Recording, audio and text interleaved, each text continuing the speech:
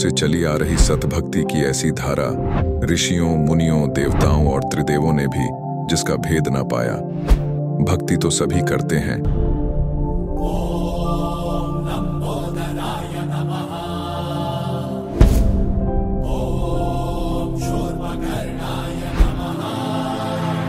और हरदम यह सोच रहती है कि रहने के लिए आलीशान घर हो, घूमने के लिए बड़े बड़े पार्क हो, खाने पीने के लिए स्वादिष्ट भोजन हो, हम कभी बीमार ना हो, कभी दुखी ना हो और कभी भी ना मरे।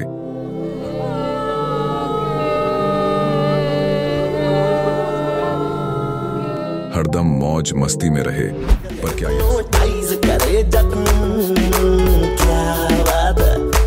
पर क्या यह संभव है? हम सब इतनी भक्ति करते हैं, व्रत करते हैं, श्राद्ध निकालते हैं, कावड़ लेकर आते हैं,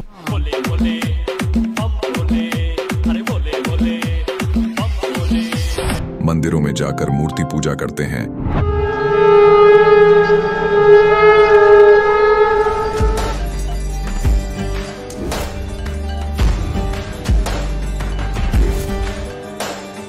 भानुकोटि भास्वरं भवाब्धितारकं परं नीलकण्ठमिप्सितार्थदायकं त्रिलोचनं कालकालमम्बुजाशमक्षशूलमक्षरम्। चर्च में जाकर प्रेयर करते हैं,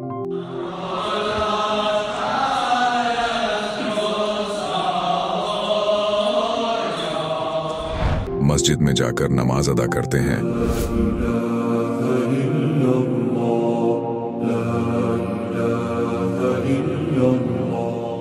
अल्लाहु अकबर कबीरा, और गुरुद्वारों में जाकर माथा टेकते हैं।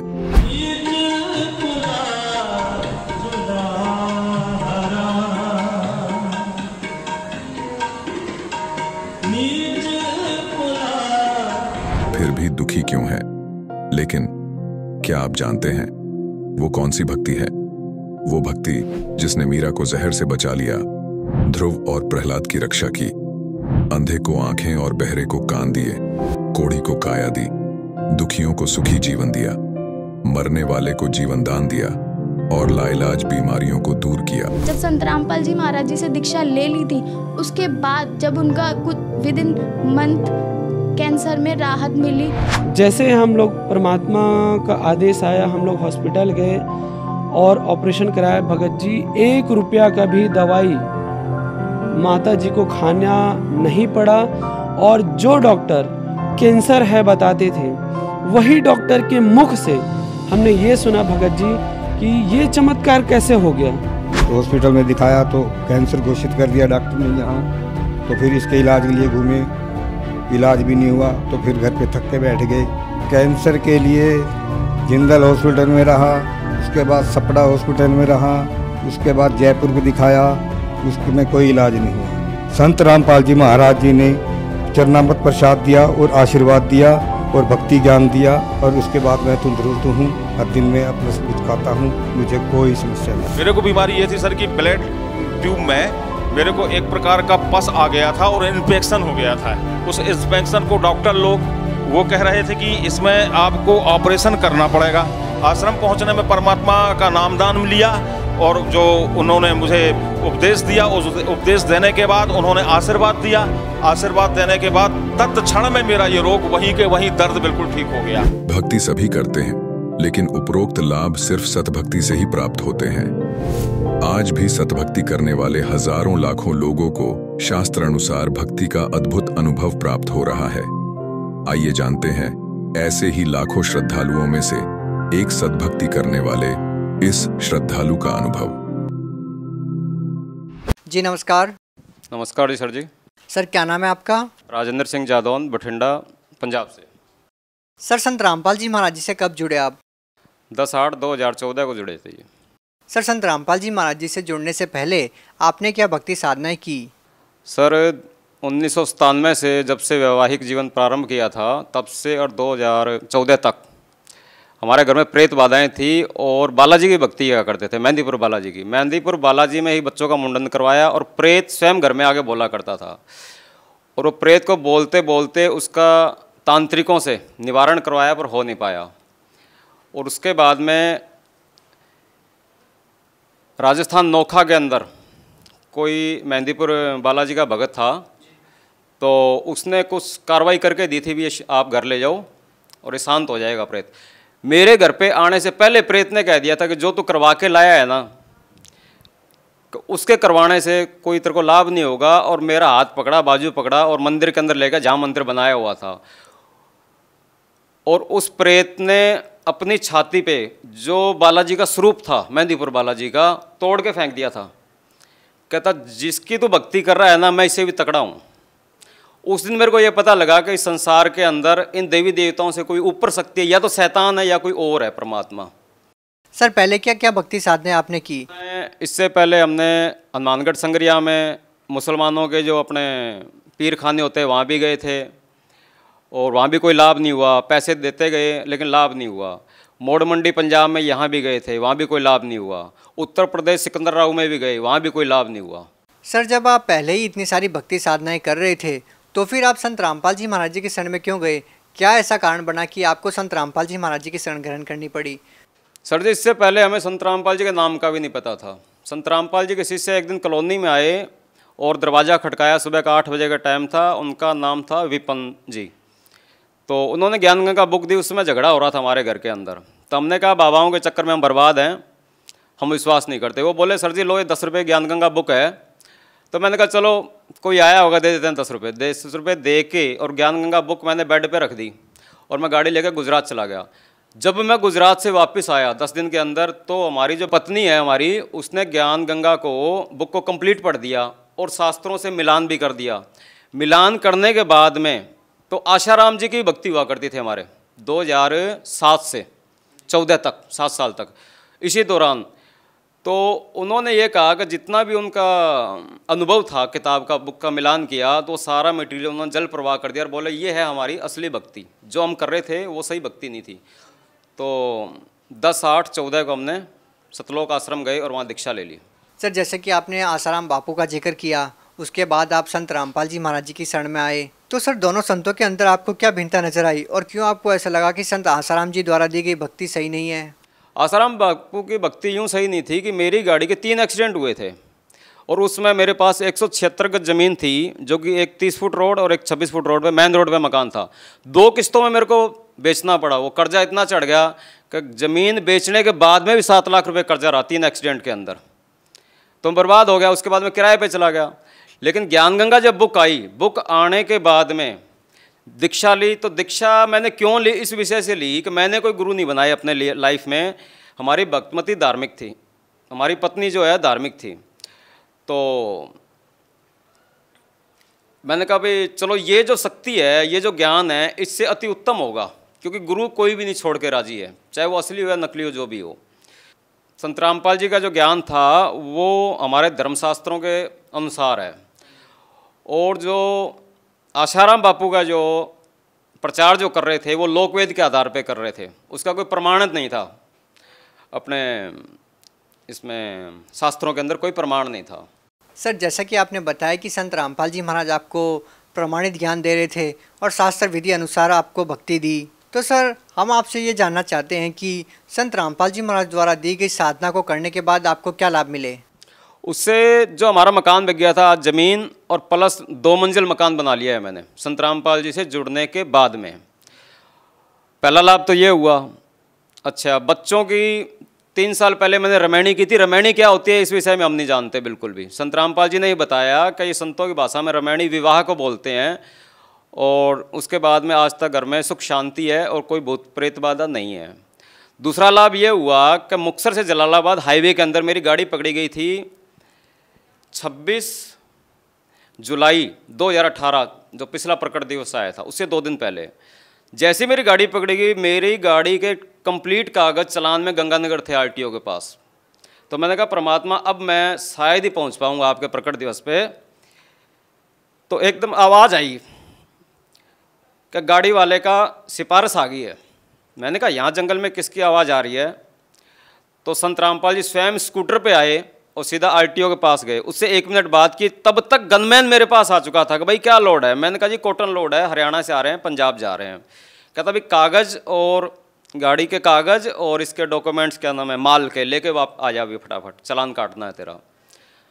तो मैं ये देख रहा था, संत रामपाल जी स्वयं आए, आरटीओ से 1 मिनट बात की और उतनी देर में बस पास 2 गाड़ियाँ बीच में थी, तीसरी गाड़ी आरटीओ की खड़ी थी, तो मेरे पास आ गए। तो मैं अभी सीट पे बैठा, मैंने कि ये कैसे हो रहा है। उसमें मैं यही देख रहा था कि परमात्मा तो कहते हैं भी संत रामपाल जी जेल में है, लेकिन वो यहाँ कैसे हैं। इसको देखने के बाद में मेरा दिमाग काम करना ही बंद कर दिया था, रुक गया था। मैंने कहा ऐसे कैसे हो सकता है। तो उसके बाद आके परमात्मा ने, संत रामपाल जी ने बोला उससे गनमैन से, भी जाने दे रहे गाड़ी को, क्यों रोक रखा है इसको, बात हो गई है। और इतनी कहने के बाद में मैं भी सीट पे बैठा हूँ, गाड़ी स्टार्ट है, और उसका जो गनमैन है वो नीचे खड़ा है मेरे बगल में, कह रहा अभी कागज़ लेके आ जा। तो वो गनमैन भी कहता है भी वापस चला जाता है आरटीओ की तरफ, और संत रामपाल जी मुक्तसर की साइड में चले जाते हैं अंधेरे में, क्योंकि 4 बजे का वक्त था, अंधेरा था उस समय। तो वहाँ जो गनमैन था वो आरटीओ के पास गया, उससे बात हुई और बात करके वो बोला भी गाड़ी को जाने दो। सबसे दूसरा लाभ मेरे को ये हुआ। तीसरा ये हुआ कि जो कर्जे के बाद में जो मैंने ज़मीन बना ली, मकान भी बना लिया, तो आज उसमें प्लस 5-7 लाख का प्रॉपर्टी प्लस हो गई है, पहले कहाँ माइनस में थी। तीसरा लाभ ये है जी, मेरी कमर में बहुत बड़ा दर्द भी नहीं था, एक तरह का जैसे हड्डी टूट जाती है, रीढ़ की हड्डी, उस हिसाब से था। तो मेरे से चला भी नहीं जा रहा था, अंग भी नहीं हिल रहे थे उस समय। ये हनुमानगढ़ राजस्थान की बात है, अभी कोई 6 तारीख की बात है, इस प्रकट दिवस पे। तो मैंने कहा परमात्मा ये भी दया हो गई आपकी, अब दास क्या करेगा कि बच्चे छोटे हैं तो गाड़ी नहीं चलाएंगे, नहीं उनको कोई ऐसा ट्रेनिंग दे रखी है मैंने बच्चों को। तो मैंने कहा अब गाड़ी को कबाड़ियों को बेच देंगे और घर पे जाके भक्ति करेंगे, आराम से साधना करेंगे, बढ़िया हो गया। तो उसके 3-4 घंटे के बाद ही मेरा धीरे धीरे वो शरीर सही स्वस्थ हो गया, और आज मैं बिल्कुल स्वस्थ हूँ, किसी डॉक्टर से 1 रुपये की भी दवाई नहीं ली मैंने। 5वां लाभ जो है वो ये है कि हमारी जो पत्नी है उसको खूनी बवासीर था और लिकोरिया की बीमारी थी, वो भी आज कंप्लीट स्वस्थ है बिना दवाई के, संत रामपाल जी से नाम दीक्षा लेने के बाद में। आज तक यही लाभ है, सुख शांति है और अपना सही जीवन जी रहे हैं। और अपने सर जी ऐसा था, दुकान है घर के अंदर, नीचे ऊपर रिहाइश है, 2 मंजिल मकान है। तो उसमें एक बार ऐसा हुआ था, कुछ पैसे रखे थे, शाम को गल्ला कंप्लीट रखने में 4000 के करीब थे, और उसमें से जैसे किसी को 1500 रुपये दे दिए गए थे। 1500 रुपये देने के बाद में जब बेटा आया तो उसने कहा भी इसमें पैसे किसने दिए हैं। तो हमने कहा जी हमने दिए 1500 रुपये। कहता 1500 रुपये दिए, लेकिन जितने में रख के गया था ये तो उतना ही है, ये पैसे कहाँ से बढ़ गए। तो सबसे बड़ा लाभ तो ये हुआ जी 1500 रुपये वो हमारे बढ़ गए थे। और दूसरा, एक बार गंगानगर के अंदर डीजल चोरी हो गया था हमारा। डीजल चोरी हुआ तो बेटे ने बोला कि पापा जी डीजल चोरी हो गया। मैंने कहा चलो जो ले जाएगा उसके कर्म फोड़ेगा, हमारा क्या चोरी हुआ है। तो उसी डीजल में इतनी बरकत हुई कि जितना डीजल मेरा था, कम से कम समझो आप 50 लीटर डीजल मेरा चोरी हुआ था, 3.5-4 की एवरेज है उसकी। तो 300 किलोमीटर गाड़ी शेष डीजल में उतनी एवरेज बढ़ाई थी, या परमात्मा ने बंदी छोड़ने डीजल बढ़ाया था, वो तो मालिक की लीला मालिक ही जानते, लेकिन हमारा कोई नुकसान नहीं हुआ था। ये 2 लाभ हमारे को विशेष हुए हैं। सर, जैसा कि अभी आपने रामायणी का जिक्र किया, बच्चों की जब आपने शादी की उस विवाह को आपने रामायणी बताया। संत रामपाल जी महाराज द्वारा सादगीपूर्ण विवाह करवाया जाता है। सर, इस सादगीपूर्ण विवाह के बारे में बताइए, किस प्रकार से करवाया जाता है। संत रामपाल जी ने जो रामायणी है, इससे पहले हम भी नहीं जानते थे। ये 17 मिनट में शादी होती है, रामायणी कहो या शादी कहो, वो भाषा अलग है। और इसमें ना दहेज लिया जाता है ना दिया जाता है। इसमें कोई बारात नहीं, कोई बैंड नहीं, कोई बाजा नहीं, कोई सेहरा नहीं, कोई पंडित नहीं, कोई काजी नहीं, ना ही कोई हवन फेरे हैं। सिंपल तरीके से जाओ और अपना 17 मिनट में गुरु जी का एक बनाया हुआ मतलब रामायणी है, वो 17 मिनट में पढ़ दिया जाता है, और परमात्मा को, संत रामपाल जी को साक्षी मान के और अपना जीवन बच्चे स्टार्ट कर लेते हैं। सर, जो लोग आज भी संत रामपाल जी महाराज जी से जुड़ना चाहते हैं, वो उनसे नाम दीक्षा कैसे प्राप्त कर सकते हैं। अभी जो चैनल पे, जो टीवी पे जो सत्संग आता है 7:30 से 8:30 बजे तक, उस पर पीली पट्टी चलती है। पीली पट्टी पे सब नंबर दिए हुए हैं, वहाँ पे कॉल करो। और घर घर हर भगत पूरे मतलब भारतवर्ष में फैले हुए हैं, और इसके प्लस ऐसी व्यवस्था बना दी गई है कि जगह जगह आश्रम है, और वहाँ टीवी चैनल के प्रचार के माध्यम से अपने जुड़ सकते हैं। जी धन्यवाद। सत साहिब जी, सत साहिब। अब जगत गुरु तत्वदर्शी संत रामपाल जी महाराज जी के सत्संग के माध्यम से उस अद्वितीय आध्यात्मिक ज्ञान के बारे में जानते हैं, जिसके माध्यम से आप भी प्राप्त कर सकते हैं ऐसे आध्यात्मिक, मानसिक और भौतिक सुख जो अभी तक आपने सिर्फ मीराबाई, ध्रुव, प्रहलाद जैसे कुछ ही भक्तों की जीवन कथा में सुने होंगे। अब सुनिए तत्वदर्शी संत के संग शास्त्र अनुकूल भक्ति सत्संग, ऐसा अद्वितीय आध्यात्मिक ज्ञान जिसका है सर्वधर्मों के पवित्र शास्त्रों में प्रमाण। अब परमात्मा क्या कहते, एक नारी त्याग दीनी, 5 नारी गैल बे, पाया न द्वारा मुक्ति का सुखदेव करीबो सैल बे। एक नारी त्याग देनी और ये 5 नारी गैल बे साथ। कौन कौन सी? काम, क्रोध, मोह, लोभ, अहंकार, ये सारी, ये 5 तेरे साथ हैं। इन त्याग बच्चों जब वैरागी बनेगा। घर त्याग देने मात्र से, वस्त्र त्याग देने मात्र से वैरागी और सन्यासी नहीं बन सकते। अब क्या बताते हैं, सट दर्शन सट बेख कहावे, बहुविध दूं दौर मचावे। ओहो, अब ये सट दर्शन ही कहते हैं। 6 प्रकार के ये गिरी, पुरी, नागा, वैष्णो, इनको सट दर्शन ही कहते हैं। 6 प्रकार के भेख हैं ये, इन तीनों गुणों के पुजारियों के।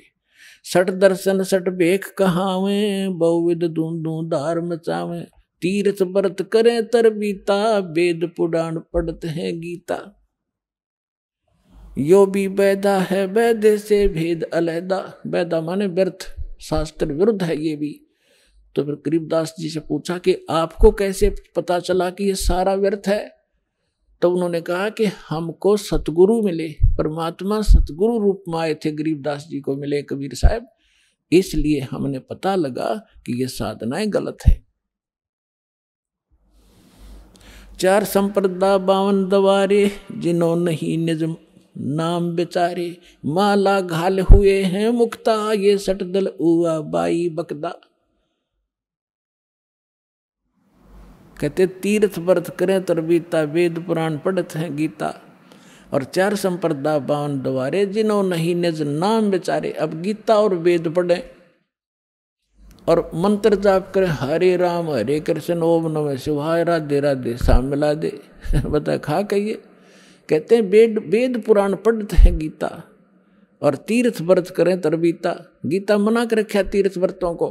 6 अध्याय के 16वें श्लोक में लिखा कि अर्जुन, ये योग यानी साधना, ना तो ज्यादा खाने वाले की और ना बिल्कुल ना खाने वाले की यानी व्रत रखने वाले की, ना ज्यादा सोने वाले की और ना घना लोग दिखावा जागने वाले की, ये कभी सफल नहीं होती। प्रथम अंजल संयम राखे, योग युगत सब सतगुरु बाखे।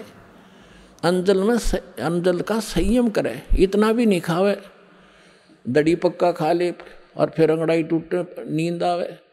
और इतना भी कम नहीं खाना चाहिए। जैसे दास पहले हनुमान का पुजारी था और मंगलवार का व्रत रखा करता छोटी उम्र तक। अब उस दिन मंगलवार तो याद रहा करता जो मंगलवार है, और जब तक रोटी नहीं मिल लेती इतना हनुमान कम याद आया करता, रोटी घनी याद आया करती। वो भूख, क्यों बालक थे, भूख उठे नहीं, न देखा करते कब 12 बजे और रोटियां तो छके। तो परमात्मा कहते हैं समय पे खाना खाओ, अंजल संयम रखे, संयम से खाओ। इतना भी कम मत खाओ जिस तरह कति कड़म टेढ़ी हो जाए, हाथ मुस जाए, और इतना भी मत खाओ कि आलस हो जाए। अब क्या बताते हैं, 4 संप्रदा 52 द्वारे है, जिन्हों नहीं निज नाम बेचारे। जिन्हों निज नाम ही नहीं पता क्या, ये 10 नामी क्या होते हैं, इनके 10 नियम हैं, बस उन 10 नियमों ने याद रखें। और जय हो शिव जी, शंकर भगवान की जय हो, बस हर हर महादेव, इस तरह के गीत गाते रहें। ये कोई मंत्र है? माला घाल हुए हैं मुक्ता, गल में माला पहन ली, माथे का तिलक लगा लिया, टिक्की बिंदी ला ली, इन्होंने सोचा हो गए पार। कहते हैं कंठी माला सुमरनी, पैरे से क्या हो, ऊपर डूंडा साधु का, अंतर रख्या खो। ऊपर से तो महात्मा दिखे, कंठी माला पहन पैर के, अंदर खक भी नहीं, ना ज्ञान ना भक्ति साधना ठीक तेरी। सन्यासी 10 नाम कहावे, शिव शिव करे न संशय जावे। निर्वाणी निकच्छ निसारा, भूल गए हैं ब्रह्म द्वारा। यो भी वैदा है वैदे से भेद अलैदा, यो भी वैदा वैदा क्यों जाना, हम सतगुरु बैठे न्यू जाना। गरीबदास जी की वाणी दास आपको सुना रहा है। अब क्या बताते हैं, कंठी माला और मृगछाला ये सिर पर जटा रखा हुए हैं, ढोलक ताल झालरी पीटे ताना री री गावे हैं। ये भक्ति का साधन है। तन के योगी मन के भोगी, गुल्लर पेट पड़ावे हैं, गुज बीरज का मरम न जाने ये बद्दर बेख बनावे हैं। करवा और कॉपी न लिए जा बनखट गुफा बनावे हैं, खुदा कुत्ती घट में दूती फिर गृह द्वारे आवे हैं। तो परमात्मा कहते हैं घर त्याग दिया जंगल में जा बैठा, सांझ तक कर देगा एक दिन पूरी, अगले दिन भूख लग गई गजब की, और फिर लेकर लोटा जोड़ी ठा गए गृहस्थी के द्वारा होगा, दिए माई दिए माई। अरे घर में सारी सुविधा थी, समय पर रोटी खाओ अपना धंधा करो और भगवान बजो जो मंत्र से ही दे रखे। काशी गया प्रयाग महोदय जगन्नाथ को जावे हैं, लोहागर और पुष्कर पर से वहाँ द्वारका दाग दगावे हैं। यो भी वैदा वैदे से भेद अलैदा, वैदा क्यों जाना, हम सतगुरु बैठे यूं जाना। अब जैसे क्या बताया है, तीर तुपक तलवार कटारी जमदड़ जोर बदावे हैं, हर पैड़ी हर हेत न जाना, वाजा तेग चलावे हैं।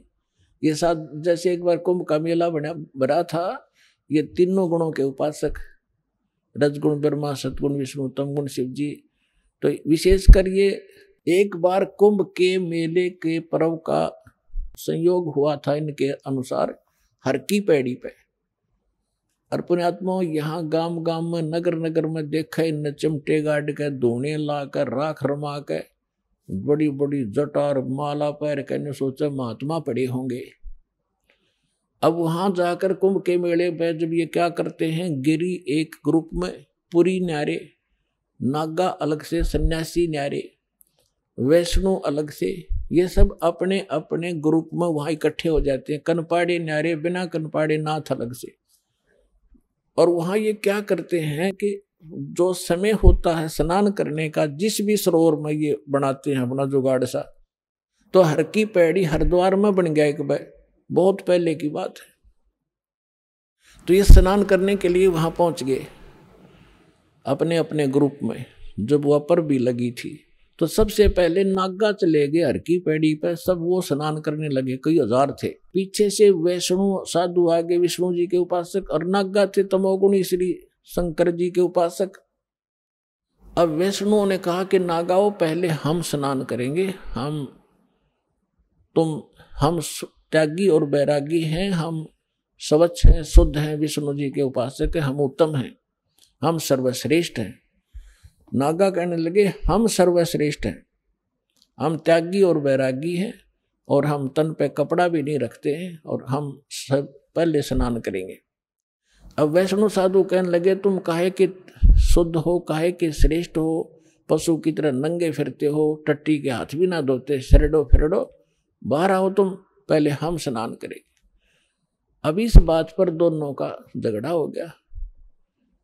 वहां इतिहास गवाह है कि उस समय ये जिनको संत मान्या करते थे 25,000 कटका मर गया, आपस में कत्लेआम कर दिया, गंगा का पानी लाल कर दिया इन्होंने। उसका विवरण दे रहे हैं गरीबदास साहिब जी के, तीर तुपक तलवार कटारी जमदड़ जोर बधावे हैं, और हर पैड़ी हर हेत नहीं जाना। हर की पैड़ी कहें भगवान के प्रति श्रद्धा नहीं नालाकों की, हर पैड़ी हर हेत नहीं जाना, वहां जाते एक चलावे हैं और काटे शीश नहीं दल करना। ये जग में साध कहावे, और जो जन इनके दर्शन को जावे उनको भी नरक पठावे। ऐसे गुरु का चेला फिर ईसाई होगा जैसे ये जालिम है। तो इसलिए परमात्मा कहते यो भी वैदा है और वैद्य से भेद अलैदा, यो भी वैदा। तो इस प्रकार पुण्यात्माओं आप इस सत्संग में आते रहिए और इस ज्ञान को बड़े ध्यान से सुनना, आजीवन आपके काम आवेंगी ये बातें। एक तो ये गाइडलाइन है कि ये साधना करनी चाहिए, ये ना करनी चाहिए। ये प्रमाण कहा हमारे सदग्रंथ साथ साथ दास पैरेलल बताता है कि जो साधना श्रीमद् भगवत गीता में है वो उसके सत्र का ज्ञान, वो कंप्लीट नहीं है। कंप्लीट स्पिरिचुअल नॉलेज और कंप्लीट मेथड ऑफ वर्शिप सूक्ष्म वेद में है। वेद भी कहते हैं वो इनसे अलग ज्ञान है, और गीता जी भी कहती है कि वो ज्ञान अलग है जिसमें कंप्लीट स्पिरिचुअल नॉलेज है। सभी यज्ञों की, धार्मिक अनुष्ठानों की विस्तार से जानकारी हो भगवान ही बताता है करके, और वो तत्वदर्शी संत के पास है। उनसे पूछो तो भगवान कबीर साहब है, 600 साल पहले वो बताए गए थे उस सूक्ष्म वेद को। ये तत्वदर्शी संत, ये दास है, और अपना कल्याण कराओ।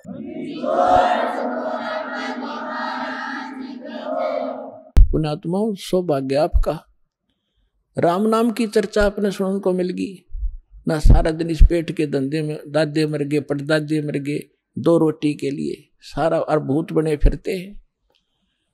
अभी एक भक्त ने चिट्ठी लिख कर दी है, आज ही पकड़ाई है।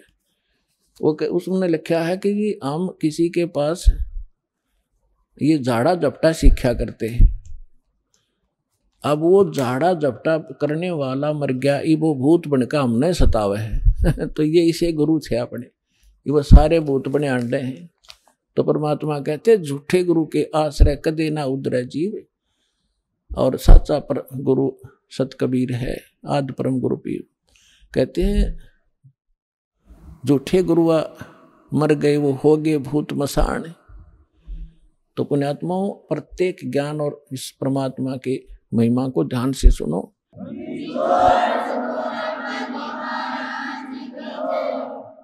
परम पिता परमात्मा सर्वशक्तिमान सर्व उत्पादक प्रभु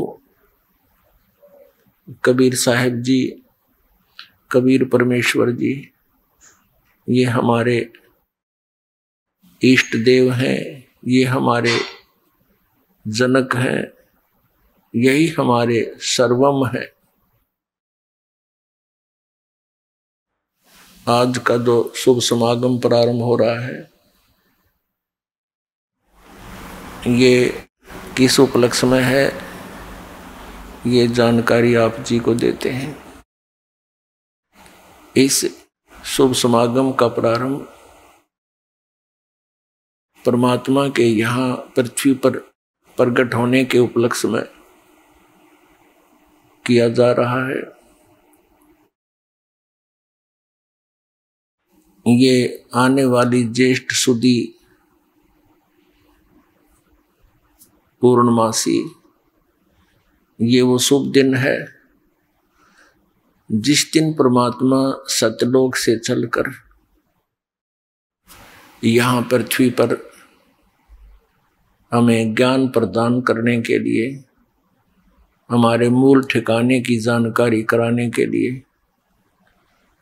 आए थे। पुण्यात्माओं,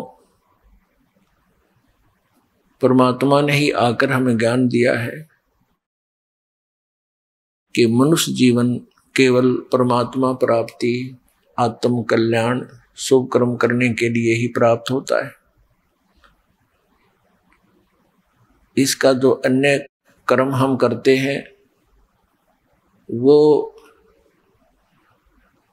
अनिवार्य नहीं है इतने, क्योंकि वो तो हमारी मजबूरी है। जैसे पशु पक्षी भी विवश हैं, अपने पेट भरने के लिए सारा दिन ताक लगाए बैठे रहते, बुगला सरोवर पर रहता है, मछलियों को खाता है, मछलियां भी अपने से छोटी मछलियों को खाती हैं, पशु पक्षी भी अपने आहार के लिए इधर उधर भटकते रहते हैं। ये तो हमारी मजबूरी है। एक जरूरी कार्य और है जिसका हमें ज्ञान नहीं था, और ज्ञान था तो एक औपचारिकता थी। परमेश्वर ने आकर के हमें दृढ़ता के साथ ये बात जनाई कि मानुष जन्म दुर्लभ है, ये मिले न बारंबार, जैसे तरवर से पत्ता टूट जा, बहुत नहीं लगता डर। परमेश्वर ने हमें याद दिलाया, मानुष जन्म पाय कर नहीं रटे हरि नाम, जैसे कुआ जल बिना फिर बनवायो क्या काम। परमेश्वर ने कितनी गहरी बात कही कबीर भगवान ने, परमेश्वर कबीर साहिब जी ने, कि मनुष्य जीवन मानव शरीर आपका एक कूप जानो, और जिस कूप में जल नहीं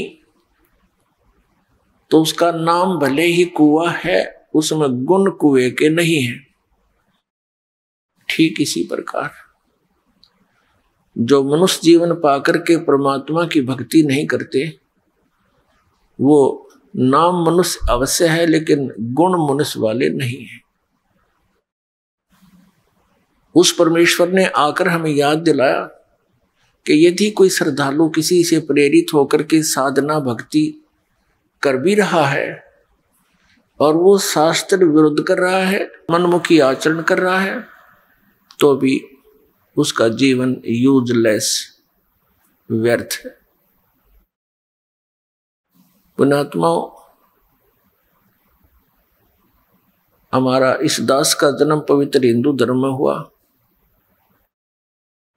हिंदू धर्म के अंदर प्रचलित जो हमारी भक्ति विधि साधनाएं थी, उन पर हम आरूढ़ थे, पूरी श्रद्धा और विश्वास के साथ उन्हीं साधनाओं को किया करते थे जो हमारे धर्म गुरु हमें बताते रहे। और वो धर्म गुरु हमें ये भी कहते रहे कि हम तुम्हें जो ज्ञान दे रहे हैं ये सभी सदग्रंथों में प्रमाणित है, वहीं से हम आपको सुना रहे। वो पहले संस्कृत का वाक्य बोलते हैं, फिर उसका अनुवाद करते हैं। तो हम सोचा करते थे, हमने मान लिया था कि हमारे जो धर्म के धर्म गुरु हैं ये बड़े विद्वान और संस्कृत भाषा के प्रकांड ज्ञाता है। इन्होंने हमारे सदग्रंथों को बहुत अच्छी तरह समझा है और ये जो हमें ज्ञान दे रहे हैं ये सही है, सदग्रंथों वाला ही है। और फिर इस परंपरा को चलते लगभग 2000 वर्ष से भी ऊपर हो गया। जो भी एक दूसरे से मिलते हैं उसी, हम एक समुदाय बन गया हमारा हिंदू।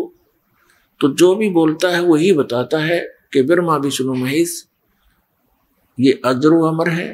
ब्रह्मा विष्णु महेश के कोई माता पिता नहीं है, स्वयंभू है। और मंदिर मूर्तियों की पूजा करना अनिवार्य है, सदग्रंथों में प्रमाण है। तो हम विद्यार्थी थे, हम तो एक डिवोटी थे। तो हमारे पूर्वजों को उन अज्ञानी धर्म गुरुओं पर अविश्वास नहीं हो पाया। अब जब परमात्मा ने हमारे ऊपर मेहर बख्शी कि तुम शिक्षित बनो, परमात्मा ने हमें शिक्षित बनाया। नहीं तो चौथा युग आ गया, ये शिक्षा आम समाज में नहीं थी। केवल एक ब्राह्मण वर्ग इस शिक्षा का अधिकारी था। केवल संस्कृत भाषा हमारे भारतवर्ष में थी। कुछ वर्षों उपरांत फिर ये अरबी भाषा, उर्दू भाषा भी प्रवेश कर गई समय आने पर। लेकिन पवित्र हिंदू धर्म के अंदर जो भाषा यानी विद्या मानी जाती थी, संस्कृत ही मानी जाती थी। तो संस्कृत के पढ़ने का केवल ब्राह्मण वर्ग को ही अधिकार था, अन्य नहीं पढ़ सकता था, ऐसा प्रतिबंध था पहले। तो जिस कारण से हमने ये सोचा कि इन्होंने बहुत अच्छी तरह सदग्रंथों को जाना है, जो इन्होंने ज्ञान दिया वो हमारे लिए मोक्षदायक है। अब हमारे ऊपर मेहर बख्शी परमात्मा ने, हम शिक्षित कर दिए और ये शिक्षा हमारे लिए हानिकारक भी है, पूरे विश्व के लिए, और हमारे लिए एक विशेष परोपकार भी है इस शिक्षा का।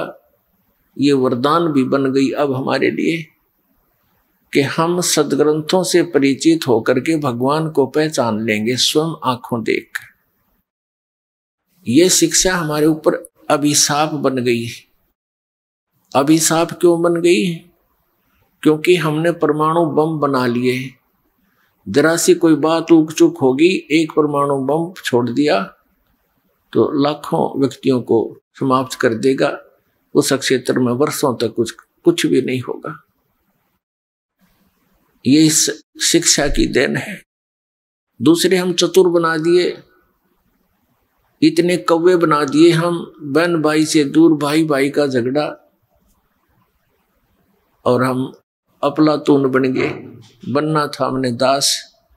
हमारे पूर्वज देखो कितने शांतिपूर्वक रहा करते थे। 2 रोटी भगवान देता, झोंपड़ियों में रहा करते थे, कच्चे पक्के मकान बना करके शांत रहते थे। उनका जो पिछला दास को ने तो बहुत देखा है, क्योंकि 61वां वर्ष चल रहा है। उससे पहले के जितने भी बुजुर्ग देखे, कितना शांत स्वभाव होता था, निष्कपट होते थे, एक दूसरे के मदद के ऊपर तत्पर रहते थे। ऐसा दुराचार व्यभिचार नहीं था जो वर्तमान में आग लगी पड़ी है पूरे मानव समाज में। तो ये शिक्षा का अभिशाप है हमारे। लेकिन ये अब वरदान बनेगी। परमात्मा ने इसका देना अनिवार्य समझा, इसलिए अब ये प्रदान की। नहीं तो पहले 4 युग हो गए, हमें से अपना काम चल रहा था, ठीक है, टाइम पास ही तो करना था इस संसार में। देखो गुरुजन होते हैं, गुरु का अर्थ यही होता है कि वो अपने सिलेबस को स्वयं जाने, फिर विद्यार्थियों को सरल करके समझावे। ये इन गुरुओं का काम होता है। तो हमारे धर्म गुरु ये नकली थे, ये अज्ञानी थे कलयुग के। इन्होंने हमारे सदग्रंथों को समझा नहीं, अपने सिलेबस से ये परिचित नहीं थे, जिस कारण से हम विभाजित होते चले गए। कहीं हिंदू बन गए, कहीं मुसलमान बन गए, कोई सिख बन गया, कोई ईसाई बन गया। और उसके बाद अब देखो कलयुग के इस थोड़े से ही समय में 100-150 वर्ष के अंदर ही कितने पंथ बना दिए, इनका कहीं नामो निशान नहीं था। तो इस काल भगवान ने इन नकली गुरुओं के कारण, जो ना वेदों को समझ सके, ना पुराणों से परिचित, ना गीता से परिचित, इन्होंने लोक वेद सुना के हमें इतना कर्मकांड में फंसा दिया। आम व्यक्ति भी चिंतित हो गया, दुखी हो गया इनके कर्मकांड को करते करते। तो पुण्यात्माओं, इस समस्या का समाधान करने के लिए स्वयं परमेश्वर आए। ये परमात्मा चारों युगों में आते हैं। ये हमारे पिता हैं, ये हमारे हमदर्द हैं, ये हमारे मूल मालिक हैं। हम इनकी संतान हैं। अपनी संतान की चिंता माता पिता को ही हो सकती है। दूसरे ठीक है, नेक आत्माएं हैं, थोड़ी बहुत देर हमदर्दी दिखा सकते हैं, लेकिन परमानेंटली वो उनके साथ नहीं रह सकते।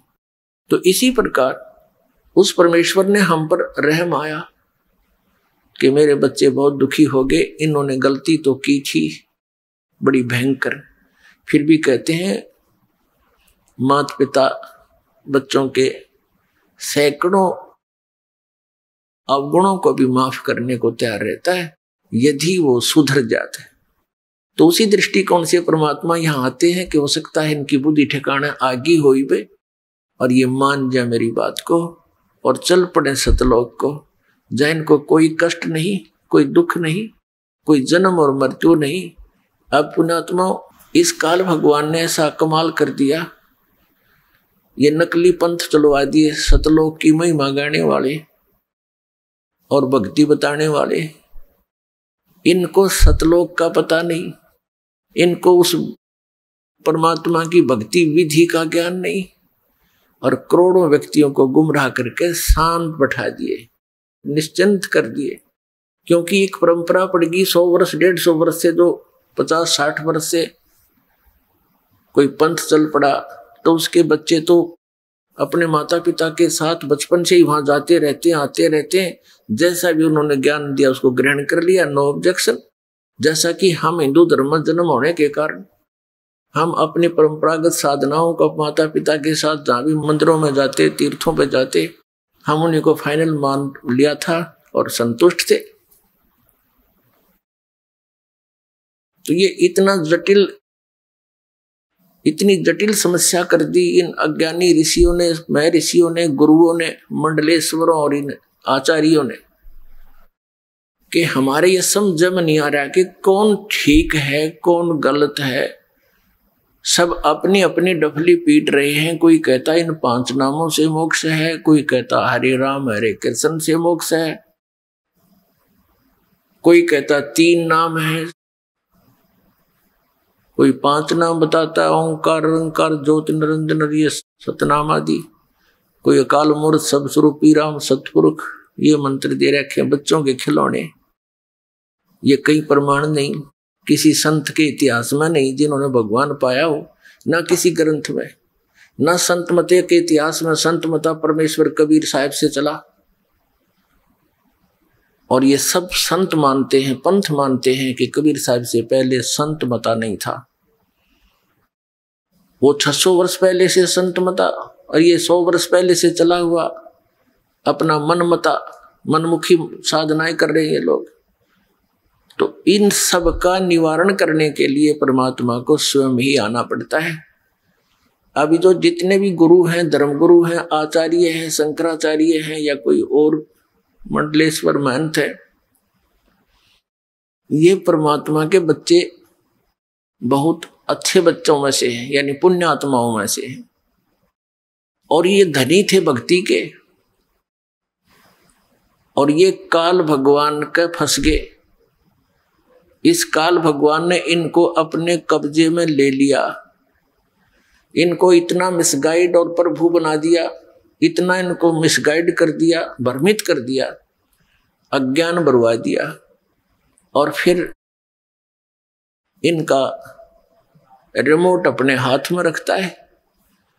तो इन पुण्यात्माओं ने करोड़ों जीवों को अपने सदग्रंथों से हटकर लोक वेद सुना दिया। आप भी पाप के भागी बने, भगवान के बच्चों को मिसगाइड करने का इन्होंने भार सिर पर ले लिया। इनकी वो दुर्गति होगी, आगे चलकर देख लेना पुण्यात्मा। आप तो अभी नहीं समझ पाओगे इस अध्यात्म ज्ञान को, क्योंकि दास इस मार्ग का मास्टर है, अच्छी तरह इस सदग्रंथों को समझा है, परमात्मा ने ज्ञान दिया है, दिव्य दृष्टि यानी दास का ज्ञान योग खोला है। आगे चल के इन नकली गुरु मंडलेश्वरों, आचार्यों, शंकराचार्यों की वह दुर्गति होगी, इनको नरक में ठोका जाएगा। क्योंकि परमात्मा के विधान को त्याग कर अपना मता चलाना, ये संविधान तोड़कर चलने वाली बात है। तो संविधान का उल्लंघन करने वाला वो पाप का भागी और दंड का अधिकारी होता है।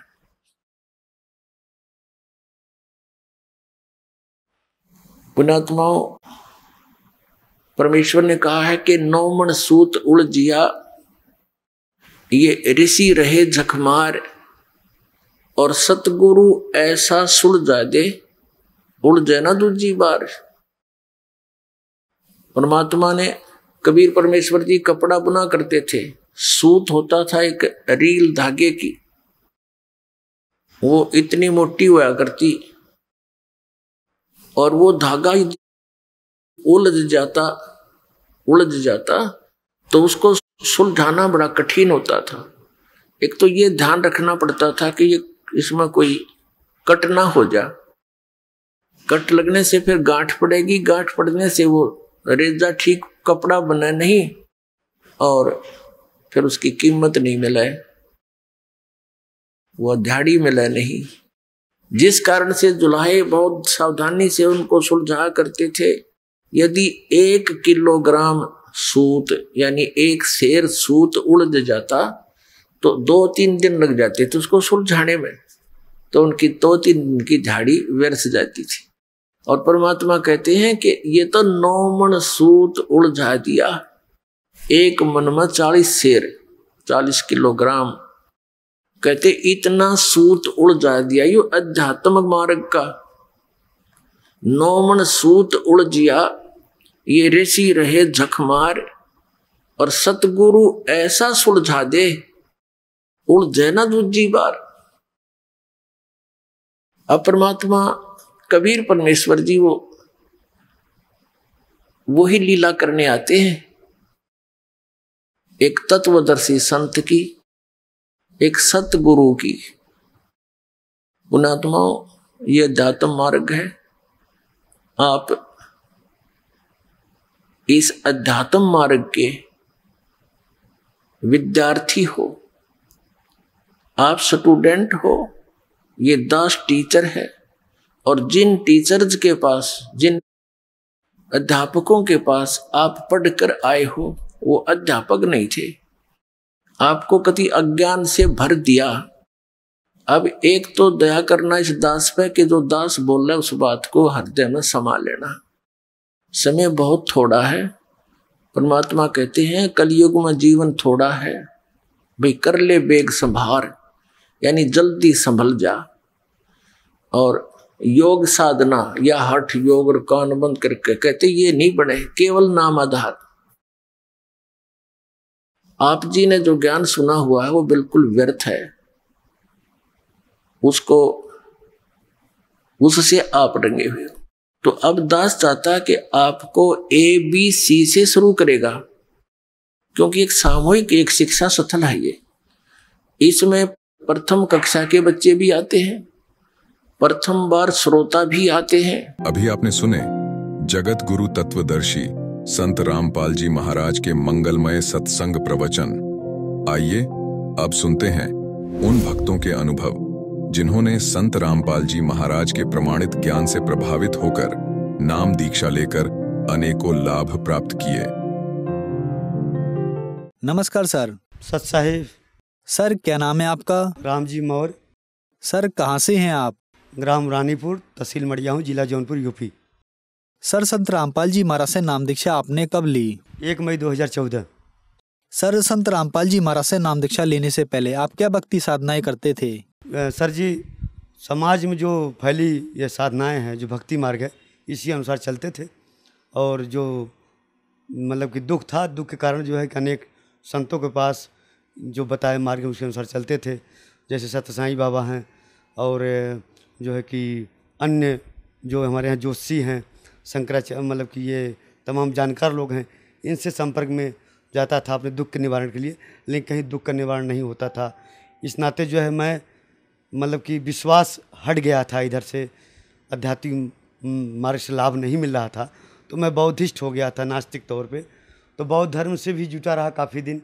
फिर उसके बाद घर परिवार में काफ़ी मतलब विवाद और ज़मीन से विवाद को उलझ गए, जिसमें काफ़ी डिस्टर्ब हो गए। उसी कारण जो है कि हम जो है कि इतना मतलब फ्रस्ट्रेट हो गए थे कि हम जो है कि ऐसे बाहर चले गए, जो है कि बॉम्बे, मतलब कि वहाँ कुछ करने धरने या मतलब अपने आप को सेट करने के लिए।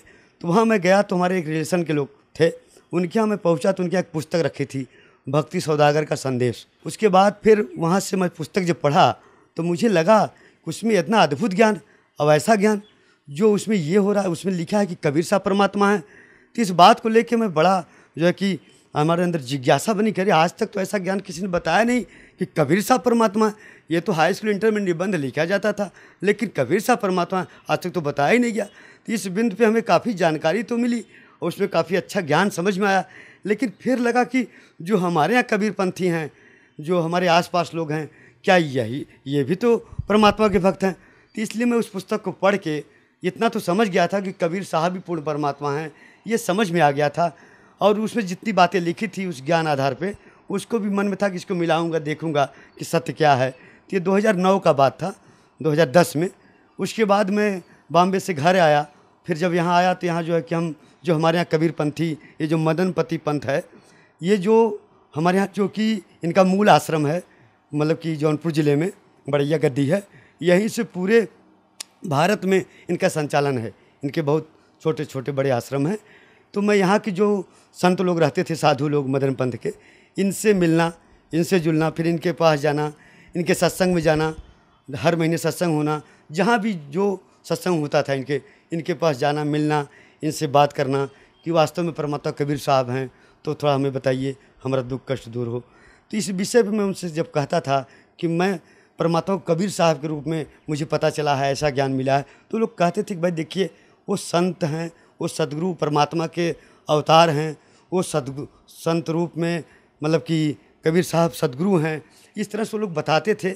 लेकिन मैं ये कहता था उनसे कि परमात्मा कबीर साहब हैं, ये बताओ आप कैसे हो कबीर साहब परमात्मा, ये आप सिद्ध करो। तो वो जो उनके पास शब्द था, साखी था, या जो उनके पास ज्ञान था, उस आधार पर हमें वो बताते थे कि इस तरह से मतलब कि कबीर साहब परमात्मा है। तो वो संतुष्ट नहीं मैं हो पाता था उनसे। तो इस तरह से वो लोग हमें कहते थे नहीं आप ऐसे लगे रहो, मतलब कि आते जाते रहो, एक समय आएगा आपको सब पता चल जाएगा। तो इसी तरह से मैं 4-5 साल उनके यहाँ लगा रहा। लेकिन मन में प्रेरणा रहती थी कि हे परमात्मा, अगर कभी भी यह जीव जो है, यह दास अगर आपका ध्यान कर रहा है, तो मेरा अगर कहीं अंतिम समय अगर ऐसा आ जाए या ऐसी स्थिति आ जाए, तो मुझे ज़रूर जो है अपने पास बुला लीजिएगा मालिक, क्योंकि यहाँ तो इस तरीके से ये ज्ञान नहीं बता पा रहे जो मैं खोज रहा हूँ, जो मुझे पता चला है। तो ऐसे ऐसे एक समय आ गया 2014 में जो है कि हमको जो है कि एकाएक जो है कि फालिस मार दिया, हमारा बीपी हाई लो हो गया, और उसी बीच में जो है कि पैरालिसिस, ये पूरा सब आधा जो है एकदम सब साठ हो गया था बंद। तो इसी तरह से उस समय मैं परमात्मा से बहुत प्रेरणा किया कि हे मालिक, अब स्थिति तो मेरी यह है, तो परमात्मा दया करिए। तो परमात्मा से ये प्रार्थना, मालिक कभी इशारा करिएगा, अगर आप धरती पर हो या आपका संत कोई है, तो मुझे ज़रूर परमात्मा दया करिएगा कि मैं मतलब आप तक पहुँच सकूँ। तो परमात्मा का ऐसा कृपा हुई कि उस समय मैं दवा लेता रहा, लेकिन कोई आराम नहीं हुआ। एक दिन परमात्मा को ऐसी दया हुई कि परमात्मा जो है हमें डायरेक्ट जो है कि ऐसे भोर का समय था, उठ ही रहा था, तब तक आँख मेरी मूंद गई। उसके बाद एकदम प्रकाश ही प्रकाश सामने दिखाई दिया। उसमें परमात्मा मतलब एक स्वरूप जैसे रूप में, एक प्रकाश पुंज के रूप में ऐसे बोले कि तुरंत आके तू नाम दीक्षा ले ले, तत्काल आके नाम दीक्षा ले ले। 3 बार उन्होंने ऐसा कहा। उन्होंने कहा संत रामपाल जी महाराज आके नाम दीक्षा ले ले, बरवाला हिसार। तो मैं क्योंकि ज्ञान तो पहले जान ही रहा था, तो मैं तुरंत जो है कि आंसू आने लगा। परमात्मा मैंने कहा मालिक अब आपने दया कर दी। तो संत रामपाल जी महाराज परमात्मा के बारे में उन्होंने जब बताया, तो मैं उसी दिन दूसरे दिन ही जाके तत्काल टिकट बुक कराया और सब परिवार सहित बरवाला आश्रम पहुँचे, और 1 मई 2014 को हमने नाम दीक्षा लिया संत रामपाल जी महाराज जी से। सर, संत रामपाल जी महाराज से नाम दीक्षा लेने के बाद आपको क्या लाभ मिले? जी, पहली बात तो ये जो हमें ये फालिस हो गया था या पैरालिसिस हो गया था, ये हमारा बिना दवा के ठीक हो गया। उसके बाद हमें ब्लड प्रेशर लो होना, एकाएक बढ़ जाना, ये समस्या बहुत थी, ये मालिक की दया से ठीक हो गया, परमात्मा सदगुरु संत रामपाल जी के आशीर्वाद से। उसके बाद सर में ये चोट मुझे लगा हुआ है, अभी भी चिन्ह है, इसमें कोई भयानक बीमारी हो रही थी जो कि हमें नहीं पता था, बचपन में लगा था। तो ये बहुत दर्द होता था, 2-3 दिन 4 दिन इसका दवा लेने पे आराम नहीं होता था। तो इस तरह से ये दर्द मेरा गायब हो गया। अब चाहे जिस रूप में ये बन रहा होगा मालिक जाने, परमात्मा ने उसको ठीक कर दिया, पूर्ण रूप से शरीर को स्वस्थ कर दिया। इस तरह से हमें लाभ मिला। इस तरह से सबसे बड़ा लाभ तो ये मिला कि जो मनुष्य जन्म मुझे मिला है, आज जो परमात्मा की खोज थी, वो परमात्मा को पता मिल गया। मनुष्य जन्म मेरा सार्थक हो गया कि आज इस जीवन में जो मनुष्य मिला है, इसको हम परमात्मा को मतलब कि जान गए, पहचान गए, और हम अपने घर जा सकते हैं, ऐसा लाभ मिला। एक घटना उसे बताना चाहूँगा कि मैं ऐसे आ रहा था बाइक से, और सामने जो एक हेलमेट लगाया हुआ था, हेलमेट थोड़ा सा नीचे साइड में था, तो वो सड़क जो है बहुत ख़राब थी, तो धूल मतलब उधर उड़ रहा था। इस कारण मैं थोड़ा सा ऐसे कर लिया, तो आगे सामने दिखाई नहीं दिया। अब जैसे मैं सामने हेलमेट किया, सर उठाया, तो देखा सामने जो ट्रक वो आ रही है। तो बीचों बीच कोई विकल्प नहीं था, मात्र 5 फीट की दूरी। मतलब कि उस समय मैंने मतलब जो मैं उस समय इसके पहले थोड़ा दूर पहले ही परमात्मा मुझे प्रेरणा किया था कि सतनाम जाप करो, ऐसा मैं कर रहा था उस समय। तो उस समय ऐसा लगा अब तो मैं गया, अब कोई चांस नहीं है। लेकिन सतगुरु संत रामपाल जी महाराज इस तरह से हमको ऐसे बचाए कि वो गाड़ी मेरी ऐसे मतलब कि एकाएक ऐसे टर्न हुई, और वो ट्रक जाओ के आके मेरे डिग्गी में लगा, और डिग्गी में जैसे लगा डिग्गी मेरी चूर हो गई, धड़ाम से बोला। और मुझे पता नहीं, जब मैं मतलब कि 5 मिनट बाद देखा तो मैं एकदम गाड़ी मेरी साइड में खड़ा हूँ और डिग्गी चूर हो गई और वो गाड़ी आगे वाला जाके खड़ा हो गया, ट्रक वाला। वो देखा मुझे तो बोला कि, मैंने कहा आप जाओ, कोई दिक्कत नहीं, परमात्मा मेरे साथ हैं। जब बाइक ट्रक से लगी और वो जो है कि डिग्गी टूट गया और बाइक मेरी जो है कि हिली नहीं, मैं एक साइड जाके ऐसे खड़ा रहा। तो इस तरह से मैंने देखा कि हे परमात्मा, आज तो आपने जो है कि एकदम बिल्कुल साक्षात मुझे बचा लिया, सदगुरु संत रामपाल जी महाराज।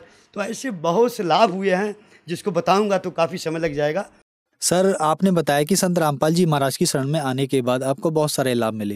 तो जो दर्शक आज आपको टीवी पर देख रहे हैं, खासकर मदनपंथी पंथ वाले, उनके लिए आप क्या संदेश देना चाहेंगे?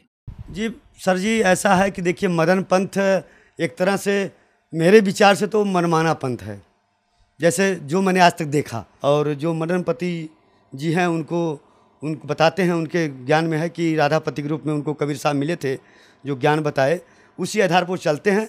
लेकिन पूरा ज्ञान उनका जो है, जो भजन है, जो सत्संग है, वो कबीर साहब पूर्ण परमात्मा के आधार पे है, कबीर बीजक के अनुसार है, इस तरह से वो बताते हैं। और वो जो ये कबीर सागर है या परमात्मा की जो वाणी है, इसको वो उतना नहीं मानते। लेकिन गरीबदास जी महाराज जी का कम से कम 50% 60% बात वो अपने यहाँ जो बताते हैं, उनके सत्संग में है। तो इस तरह से वो ज्ञान बताते हैं, लेकिन कुल मिला के वो परमात्मा को निराकार ही मानते हैं, ऐसा उनका मानना है। लेकिन इस तरह से यह कहीं न कहीं उनका ये ज्ञान गलत है या उनका मनमाना है। इसलिए समाज को चाहिए कि इस विषय पे उनके पंथ के बारे में पूरी जानकारी लें। और संत रामपाल जी महाराज जो परमात्मा इस समय धरती पे मतलब कबीर साहब के पूर्ण रूप से प्रतिनिधि तौर पे हैं, जो पूरा कबीर सागर, कबीर बीजक सभी धर्म ग्रंथ को खोल के दिखा रहे हैं, एकदम प्रमाणित कर रहे हैं कि कबीर साहब भी पूर्ण परमात्मा हैं, वो साकार में हैं, सतलोक में रहते हैं, ये उन्होंने सिद्ध कर दिया। तो इस बात को आज के समाज को ज़रूरत है कि मदन पंथ में अगर कहीं आप लोग हैं तो उस पर ज़रूर विचार करिए, क्योंकि आज संत रामपाल जी महाराज का जो संदेश है, जो पुस्तक है, जैसे यथार्थ कबीर पंथ परिचय, उसमें देखिए, उनकी और पुस्तक है ज्ञान गंगा, उसमें देखें, उस पर विचार करिए कि वास्तव में संत रामपाल जी महाराज जो बता रहे हैं क्या वो सत्य है, अगर वो प्रमाणित है।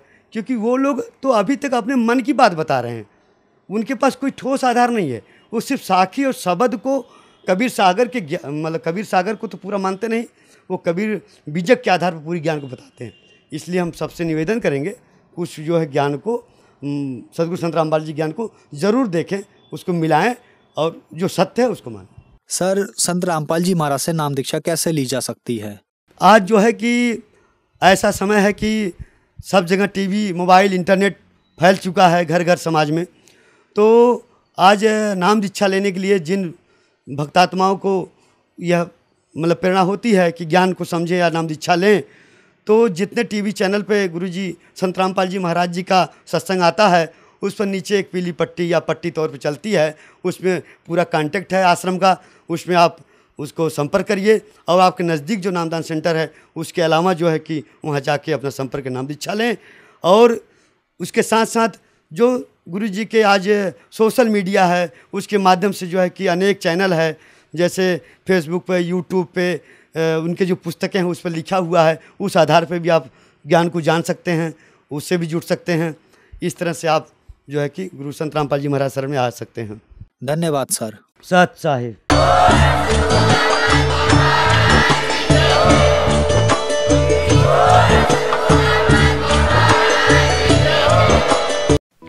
आप सुन रहे थे जगत गुरु तत्वदर्शी संत रामपाल जी महाराज के मंगल प्रवचन।